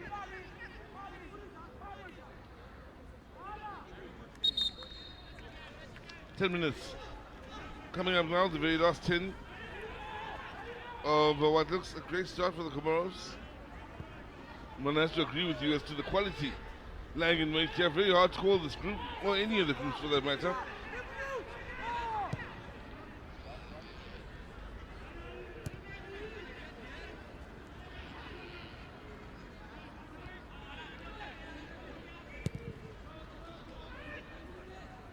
So now, one has to wonder if you, the Seychelles, together after this game, which is the one game I'm sure we looked at the paper and thought we could get something out of this, if you had to choose. How do you conduct yourself going forward? If any of the teams in the group that maybe they might have fancied their chances to come up with even with a point, it was the Comoros. But now, if you're going to play the Flames and the Copper Bullets, what are your chances? Yeah. Yes. So that's what they're thinking right now. So once again, they'll possibly come up from this tournament without even a point. That is careless. From Malaka. Good news is, the victim seems to be okay.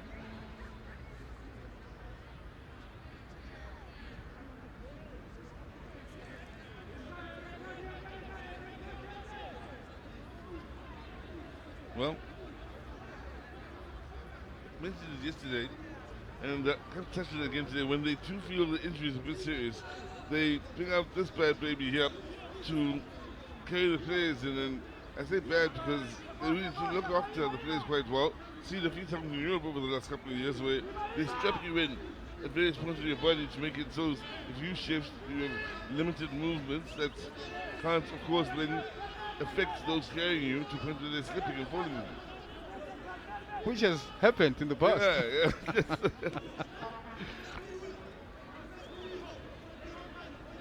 See what I mean? Ankles, knees, done.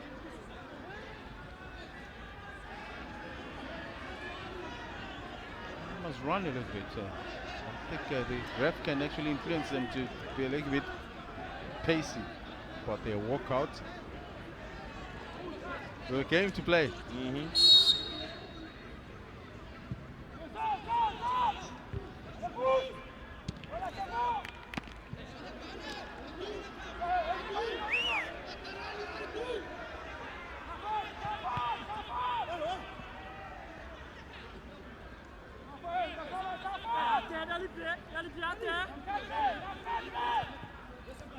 Now, can Seychelles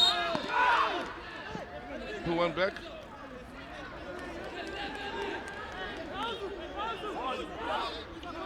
Well, they've worked hard here. The likes of Meli, their captain, joining in the attack, taking the hits.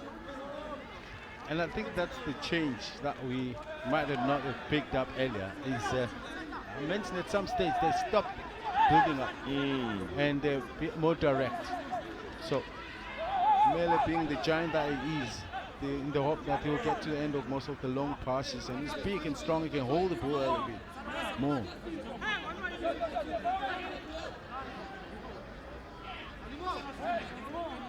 So, all angles was the near far post, or the far post, I should say. Just about enough.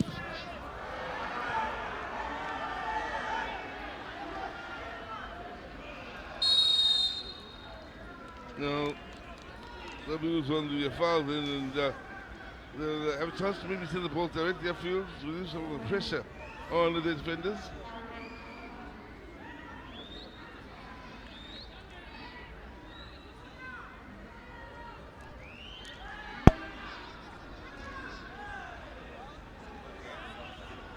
There's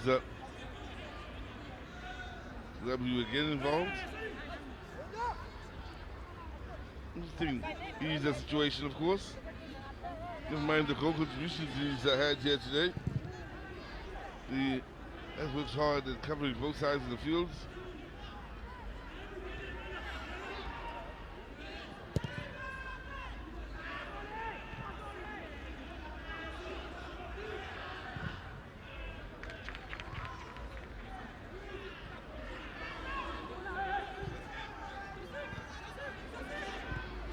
Now here's a chance!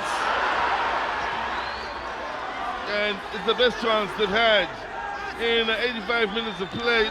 It falls for Aloui Abdallah and, well, in fact, I should say for Dean Norton. And Dean, in the end, misses by some distance. Unfortunately so. Pause the play, bit of pressure, I can tell you. I'm trying to look at the player that has just come in that has really been creating a bit of pressure in favor of the Seychelles. And you can see his upper body bending backwards. And I guess that's what he didn't do right there. Head forward. Now ball in! Ooh, defender lost it, which I think put the offender off. Yeah. Now, still pushing forward here.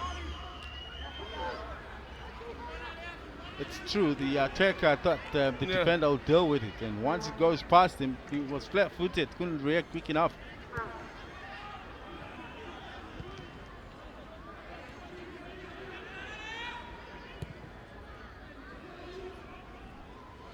Now, going into the last 5 here of a game that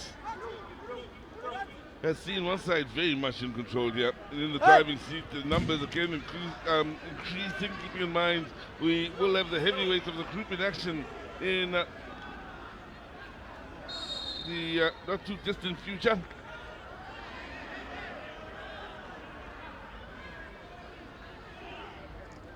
Zambia up against Malawi. Kind champions, of course. The Zambians, a good footballing nation, Malawi.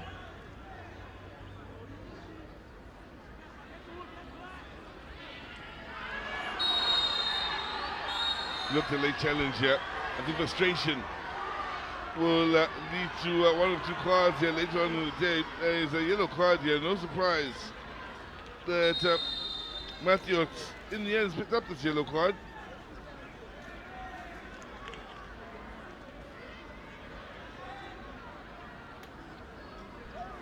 So, man down here is Afane, scored off the first goal of the afternoon. He seems to be in a considerable amount of pain, and you touched on this earlier. Sometimes when you already are winning and the writing is on the board as to your side dominating and winning, there's some days you might want to move just to avoid situations like this.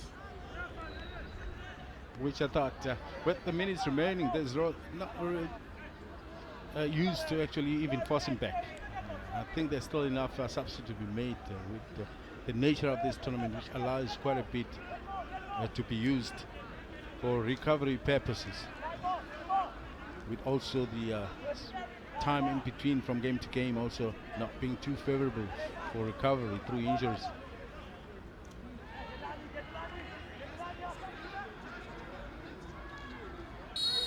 So, can they get that goal number 4? Goal in. Decent ball out. Come off the foot of the post. Keeper got that completely wrong, William Shongwe. The thing is about these type of set pieces, you're always looking for the ball to be played into the far. And that's why goalkeepers cheat by maybe staying a little bit further into the other side. And if it's played so quickly into that near, if it's well hit, you have to scramble across as a goalkeeper, but the walls should deal with such as well. It wasn't a high ball.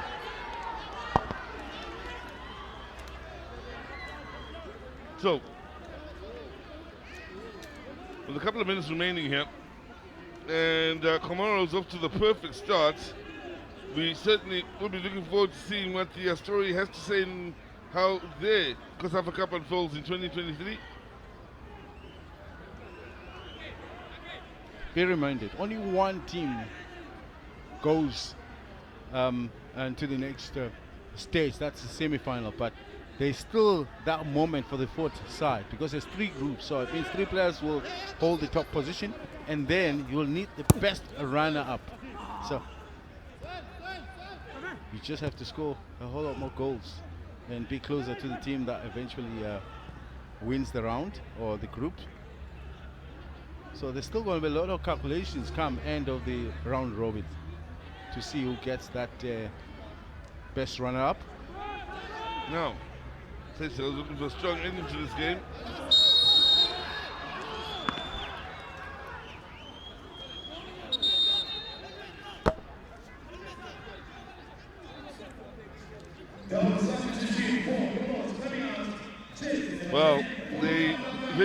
come, but a bit late here, the changes from the Comoros. Raidu, the man who scored the third on making way, wearing the number 10 on his back. Had an enjoyable day out there. Created one, scored one.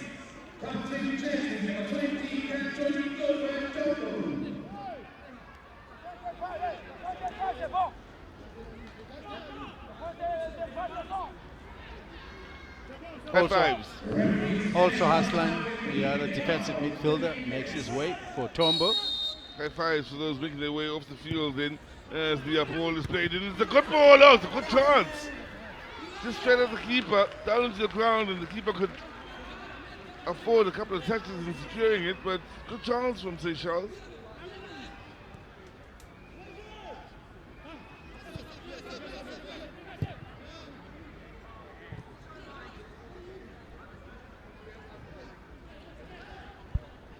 Now, two kicks are coming thick and fast now.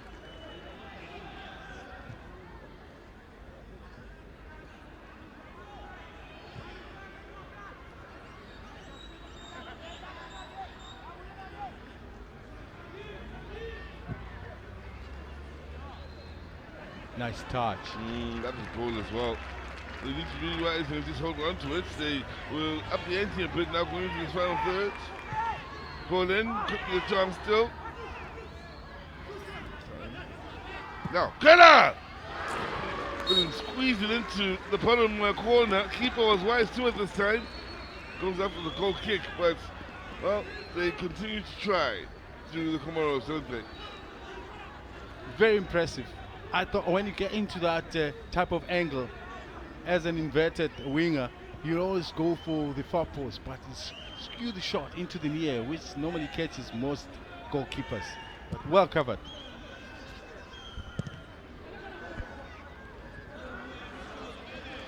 Another view at that angle. Keeper had it nicely covered then. That situation very much under control. As William Shangwen now leaves commentary to get ready to do the post-match interviews, which I suggest you stick around for. A minute remaining of the three added on to this match.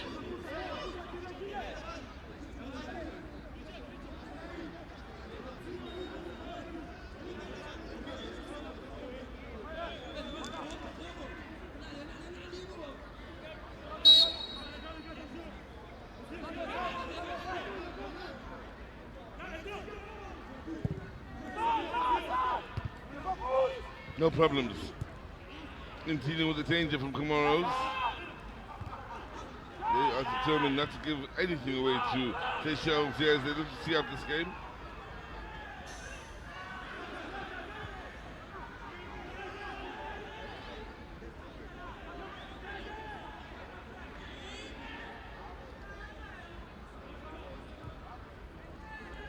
Patiently, the likes of Aloy and Malaga move with the ball as the match referee decides that he's seen enough then.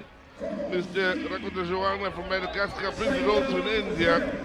And well, for Comoros, it's a good start to the tournament here. Emphatic when they win 3-0 against the Seychelles. Here goals from Afane, Yusuf, and Raidu as well. Two in the first, one in the second. They were always in control of this game here. Didn't really need to get out of the second gear. The Comoros also for Seychelles. It's a tough start to this tournament. Won't get any easier going forward with Malawi and Zambia laying in wait. And it'll be interesting to see how Comoros do, of course, navigate their way around the opponents to come later in this tournament. At the end of it all here in this Group B encounter, it's Comoros that walk away with the 3 points, having scored 3 goals.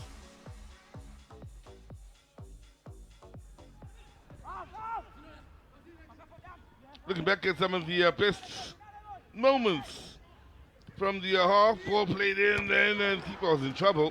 Came off the post, and, well, really, you could tell the Comoros were going to try some interesting things in trying to find the back of the nets.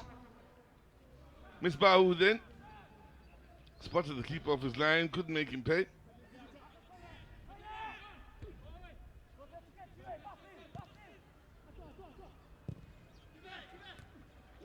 Hopeful go forward. Intended header beyond the keeper. And 2-0 for the Comoros. That's beautifully done. The header and how Afani directed this with intent. Wasn't just a flick on. He knew exactly where he wanted this ball to go. And in the end, outwits the keeper and gets Comoros 2 goals up. In fact, that was the first goal. The second was equally as impressive, if not more. Oh, it's a banger.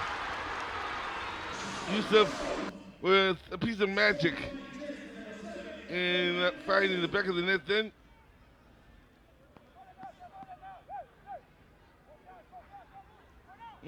Keeper could only stand and watch as he was beaten by true quality then.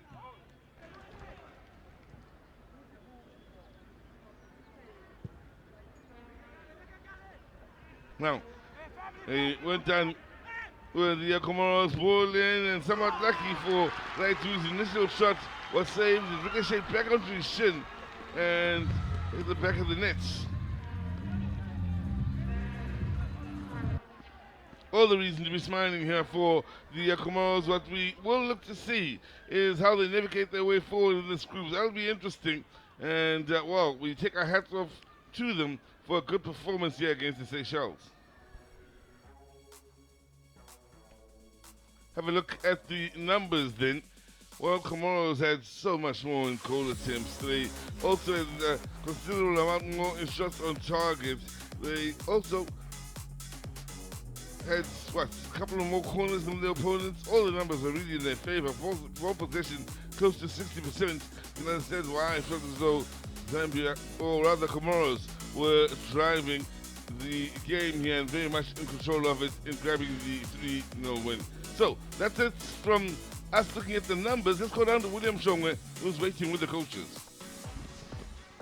With me downstairs on pitch side, we've got Kongo Hinjo, who's a legend of Namibian football, for those that can remember that far. He's here to present the man of the match, and he comes from the Comoros. The midfielder Haslan is the man of our match, man of the match this afternoon. Over to you, sir.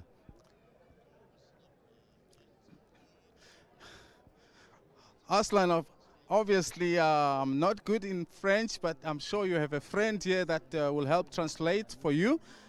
And an easy game, if I might be honest, is you were brilliant in that middle of the park. Not only did you help in defense, but you also helped out with the construction of passes going forward.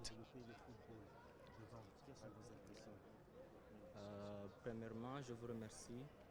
Je vous remercie beaucoup. Je voulais vous dire que c'est pas la première fois que nous sommes ici, mais je peux dire que on est venu ici juste pour nous améliorer un peu, tu vois, et on espère de progresser pour les prochains matchs pour être un peu plus fort. Thank you very much. Thank you very much for this opportunity and for the congratulations. One thing I can tell you is that we came here to play, to improve on our previous performances, and that is what you've seen in the field of play. Today is just a testimony to that. Would you agree with me, Haslan, that this game looked a little bit too easy for you? You guys were not pressurized in any form. You were in total charge. In fact, if anything, you should have scored more goals.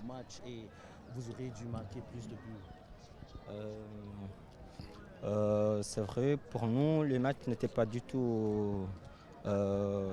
C'était pas du tout facile, mais on l'a pris facilement, on était bien au rendez-vous.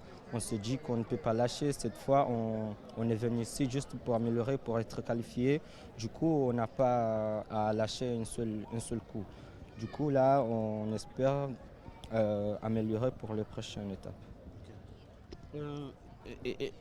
It seemed, yes, it's true, the match seemed easy, but it wasn't that easy. It speaks to the objectives that we had coming into this game, which is to qualify.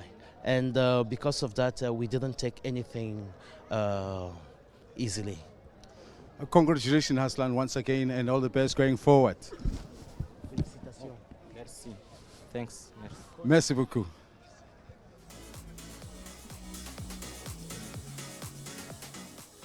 Now we got Vivian, the coach from the Seychelles. Coach, yes, the intention was to play an open game, but it didn't work in that first half. If anything, I felt your boys maybe didn't come into the party at all. What's your opinion? Yeah, definitely, you are right. We did not play at all. I don't know what really happened, especially in the first half. And we conceded, the goal that we conceded was a little bit... But Como did play better than us, so we have to go back and try to reorganize ourselves to put us in the mind to play against Malawi. In defense, obviously the pressure, because the opposition had most ball possession and they were in the attack for the most part, so you were forced to be back. But also, I feel like the construction of passes going forward were a problem. What would you say about that? Yes, because our central midfielder, you know, the one that supposed to organize the game, it did not work at all, really. And we have to do some 3 or 4 substitution. But after that, it did work a little bit better, but it was already finished the game. Coach, thanks very much for your time and all the best going forward. Okay, thank you. And now, of course, we got the coach from the Comoros. Coach, you must be extremely happy with the way the team played. In control of the game throughout, from the beginning to the end. But I still feel like you could have scored more goals. Remember, right at the end, the other teams, it will depend on goal difference, who goes up. Yes, like you said, that I'm very, very happy for this game. I'm very for my players, and I'm very happy for all the team. So, yeah, it's true, we can score more goals again, but you know, we have already tried. So maybe these others goals will cost for Zambia. So for me, I'm very happy, and I profit for this victory to dedicate for all Comorian people in the world. Thank you very much, Coach. But once more, for me, thinking about what areas would you think maybe you can focus on to see if the intensity of the game can grow to the next level? This is a secret, so I will prepare this one, don't worry. Thank you very much, Coach, and all the best going forward.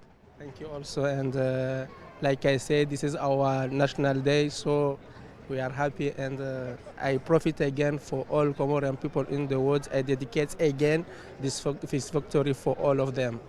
Thank you, sir.